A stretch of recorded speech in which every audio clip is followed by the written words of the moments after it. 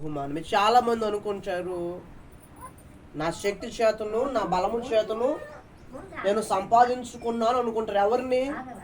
ఎవరిని? బిడలను.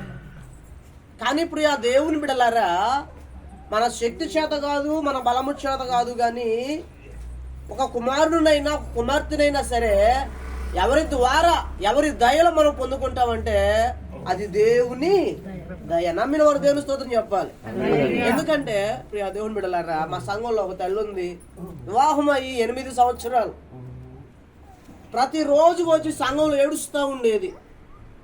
ఏంటో తెలుసా, నాకు బిడ్డలు అన్నీ ఉన్నాయి అయ్యగారండి, కానీ నా జీవితంలో బిడ్డలు మాత్రము లేరు అని చెప్పి. ఏమండి, పిల్లలు లేనటువంటి వారు ఎంత బాధపడతారంటే, ఎందుకంటే సంఘంలో, సమాజంలో, కుటుంబాల్లో గొడ్రాలు అనిపించుకున్నటువంటి స్థితి ఏ తల్లికి కూడా రాకూడదండి. అలా వచ్చిందంటే అసలు ఎంత బాధపడాలో. కానీ నిన్ను మమ్మలను దేవుడు ప్రేమించి చక్కటి బహుమానాలను దేవుడు మనకి ఇస్తున్నాడు, ఇవ్వట్లేదా? ఇస్తున్నాడు. అయితే బహుమానము జాగ్రత్తగా వినండి. ఈ లోకంలో ఏదైనా బహుమానం మనం సంపాదించుకుంటే ఆ బహుమానం ఎంత జాగ్రత్తగా కాపాడుకుంటామో, ఎంత జాగ్రత్తగా దాచుకుంటామో కూడా. అలాంటిది దేవుడు మనల్ని ప్రేమించి నిన్ను గౌరవించి నీ మీద ప్రేమ చూపించినప్పుడు నీ బిడ్డలను ఎంత బహుమానాన్ని ఎంత జాగ్రత్తగా కాపాడుకోవాలా, ఎంత జాగ్రత్తగా భద్రపరుచుకోవాలా వారిని. కుమారులు యెహోవా అనుగ్రహించు స్వాస్థ్యము, గర్భఫలము ఆయన ఇచ్చినటువంటి బహుమానం. ఆ బహుమాన విషయంలో మనము బహు జాగ్రత్తగా ఉండాల. ఒకనొక ప్రాంతంలోనంట తండ్రి చిన్నప్పుడే చనిపోయాడు. మా జాగ్రత్త వినండి, తండ్రి చిన్నప్పుడే చనిపోయాడు. ఆ తల్లి ఆ బిడ్డను చాలా అల్లారు ముద్దుగా పెంచుకుంటా వచ్చిందంట. పెంచుకుంటా వచ్చిన తర్వాత వాడు స్కూల్కి వెళ్ళే ఏజ్ వచ్చింది అతనికి. స్కూల్కి వెళ్ళే ఏజ్ వచ్చింది అతనికి. చక్కగా మొదటి రోజున స్కూల్కి పంపించింది. వస్తా ఏం చేశాడంటే వాడు స్కూల్ నుండి ఒక బలపాన్ని పట్టుకొచ్చేసాడు. తల్లి ఏం చెప్పాలి? అరే నాన్న, నీకు ఎక్కడి నుంచి వచ్చింది ఇది? నేను నీకు కొనివ్వలేదు కదా అని అడగల లేదా? అడగల. రెండవ రోజు ఒక పెన్సిల్ తీసుకొచ్చాడు. మూడవ రోజు ఒక పెన్ను తీసుకొచ్చాడు. అలా పెరుగుతూ చివరికి పెద్దవాడైపోయాడు. పెద్దవాడైన తర్వాత గజ దొంగ అయిపోయాడు. గజ దొంగ అయిన తర్వాత ఆ గజ దొంగ కోసము పోలీసులు అందరూ కూడా తిరుగుతున్నారంట. ఖచ్చితంగా ఏదో ఒక రోజున పట్టుబడకత తప్పదు. కాబట్టి పట్టుబడ్డాడు. పట్టుబడిన తర్వాత ఆ బాలుడిని తీసుకెళ్ళిపోయి, యవనస్తుని తీసుకెళ్ళిపోయి కోర్టులో హాజరుపరిచిన తర్వాత ఆ జడ్జి గారు అన్నమాట, నువ్వు చేసినటువంటి దొంగతనాలకు, నువ్వు చేసినటువంటి హత్యలకు నీకు మరణశిక్ష అయ్యా అని చెప్పినప్పుడు బాధపడుతూ వెళ్ళిపోయాడు. ఉరికమ్మం ఎక్కుతున్నాడు. జాగ్రత్తగా వినండి ప్రియా దేవుని బిడ్డలారా, ఉరికమ్మం ఎక్కాడు. అయ్యా, నీ చివరి కోరిక ఏదన్నా ఉందా అంటే ఎవరు వస్తుంది అన్నాడంట. అయ్యా, నాకు ఒక కోరిక ఉందండి. ఆ కోరిక ఏంటో తెలుసా? ఒక్కసారి నేను నా తల్లిని చూడాలి, నా తల్లితో నేను మాట్లాడాలి అన్నాడంట. పరుగు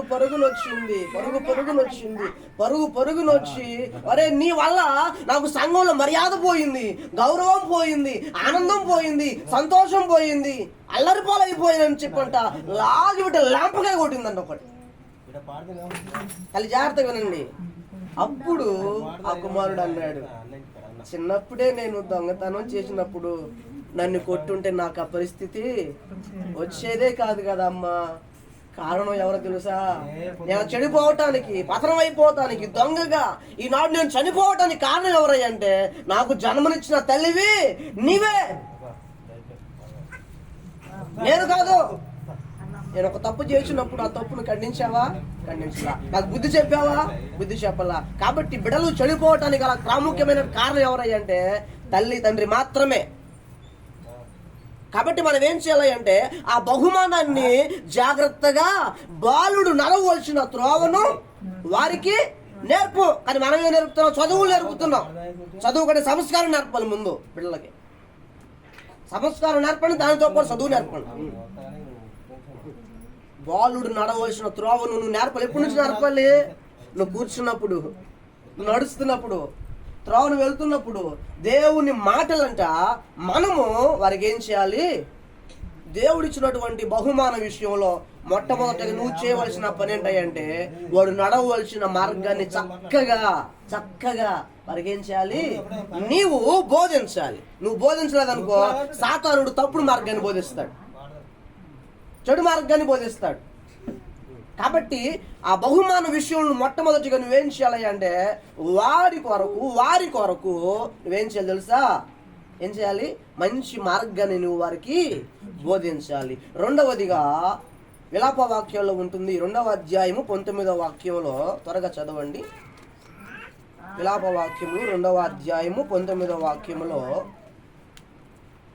నీవు లేచి రేయి మొదటి జామున మొరపెట్టుము నీళ్లు కృమ్మరించినట్లు ప్రభు సన్నిధిని నీ హృదయమును కుమ్మరించుము. నీ పసిపిల్లల ప్రాణము కొరకు నీ చేతులను ఆయన తట్టు ఎత్తుము. దేవునికి మహిమ కలుగును గాక. అందరూ చెప్పాలి హల్లెలూయా. దేవుడు ఇచ్చినటువంటి బహుమాన విషయంలో మనందరం మొట్టమొదటి ఏం చేయాలయ్యా అంటే మంచి మార్గాన్ని వారికి మనము చూపించాలి. రెండవది ఏం చేయాలంటే దేవుడు నీకు ఇచ్చినటువంటి బహుమాన విషయంలో వారి కొరకు నువ్వేం చేయాలి తెలుసా? తప్పక ఏం చేయాలి? ప్రార్థన చేయాలి. ఎవరి కొరకు? అసలు మన కొరకు మనమే ప్రార్థన చేసుకో ముందు. ఎక్కడ ఉద్యోగాలు పడిపోతాం కదా, ఉద్యోగాలు పడిపోయి ఉద్యోగాలు వచ్చిన తర్వాత ప్రార్థన చేయడమే మర్చిపోతాం. కానీ ఒక కుటుంబము బిడ్డలు ఒలివ మొక్కల వల్ల వాళ్ళు ఎదగాలంటే అది ఎవరి చేతుల్లో ఉన్నాయా అంటే తల్లిదండ్రుల చేతుల్లోనే ఉన్నది. వారికి చక్కని మార్గాన్ని చూపించాలా. రెండవదిగా వారి కోసం ఏం చేయాలి? వారి కోసం నిత్యము కూడా ప్రార్థన. ప్రభువా నా బిడ్డలు పాడైపోకూడదు, ప్రభువా నా బిడ్డలు వేరే వెచ్చడిగా తిరగకూడదు, చెడు అలవాట్లు నేర్చుకోకూడదు అని చెప్పి వారి కోసము నిత్యము ఏం చేయాలి? ప్రార్థన చేయాలి. నా తల్లి నా కొరకు ఎంతో ప్రార్థన చేసి దాని సాక్ష్యం మనం సంపాదించుకోవాలి. మా జాగ్రత్త వినండి. ఎందుకు ఈ మాట చెప్తున్నానంటే తల్లి ఒడంట బిడ్డలకు మొట్టమొదటి పాఠశాల. దేవుని స్తోత్రం చెప్పండి. ఏంటంటే తల్లి ఒడిలో కూర్చోబెట్టుకునే వారికి ఏం చేయాలి? చందమామ రావే, జాబిల్లి రావే, కొండెక్కి రావే కాదు. తల్లి ఒడిలో కూర్చోబెట్టుకుని ఏం చేయాలి అంటే బిడ్డలకు చక్కగా చిన్నతనం నుండి వాక్యాన్ని వారికి ఏం చేయాలంట? బోధించేటువంటి వారిగా, చెప్పేటువంటి వారిగా ఉండాలి. తర్వాత వారి కొరకు నిత్యం ఏం చేయాలి అంటే ప్రార్థన చేయాలి. ప్రార్థన చేసినప్పుడు నీ బిడ్డలు ఒలీవ మొక్కల వలె వారు ఎదిగేటువంటి వారిగా ఉంటారు. నీ బిడ్డలను పాడు చేసుకోవాలన్నా నువ్వే, పతనం చేసుకోవాలన్నా నువ్వే. మూడవది మనం చేయవలసిన పని ఏంటంటే 1 చక్కటి మార్గాన్ని వారికి చూపించాలి, 2 వారి కొరకు ప్రార్థించాలి, 3 మన జీవితాల్లో మనం చేయవలసిన ప్రాముఖ్యమైన పాఠం ఏంటంటే వారి మీద ప్రేమ చూపించాలి, కానీ అతిగా ఆరాపం చూపించకూడదు. అర్థమైందన్నమాట. ప్రేమ చూపించడం వేరు, అతి గారాభం. అసలు మందలించరు కొంతమంది, కొట్టరు కొంతమంది. బెత్తం వాడిన తండ్రి తన కుమారునికి విరోధులు అయిపోతాం మనం బెత్తం వాడకపోతే.